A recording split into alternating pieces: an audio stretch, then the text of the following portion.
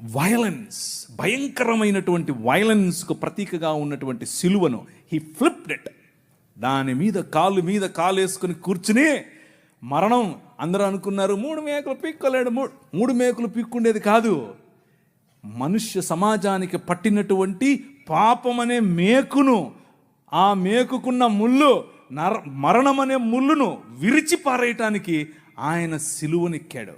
సిలువనెక్కి ప్రపంచాన్ని మార్చటానికి, ప్రపంచములో దేవుని రాజ్య సువార్త ప్రకటించటానికి, ప్రపంచములో the presence of his countenance, దేవుని సన్నిధి మన మధ్యకు తీసుకుని రావటానికి, ఇమ్మానుయేల్ అనేటటువంటి ఎక్స్పీరియన్స్ మనకి ఇవ్వటానికి, ఆయనే స్వయంగా పగటిలో మేఘస్తంభముగా, రాత్రిలో అగ్నిస్తంభముగా, నీళ్ళిచ్చు బండగా ఎలా అయితే ప్రపంచములో ప్రతి సమయములోనూ తన ప్రమేయాన్ని మనుష్యుల మధ్యలో చూపిస్తూ వచ్చాడో, పురాతన కాలము మొదలుకొని శాశ్వత కాలము, ఇప్పుడు భారతదేశంలో, ఇప్పుడు మిగిలిన దేశాల్లో, ఇప్పుడు అమెరికాస్, ఇప్పుడు ద హోల్ వరల్డ్ లో తన ప్రమేయాన్ని చూపిస్తున్నాడు.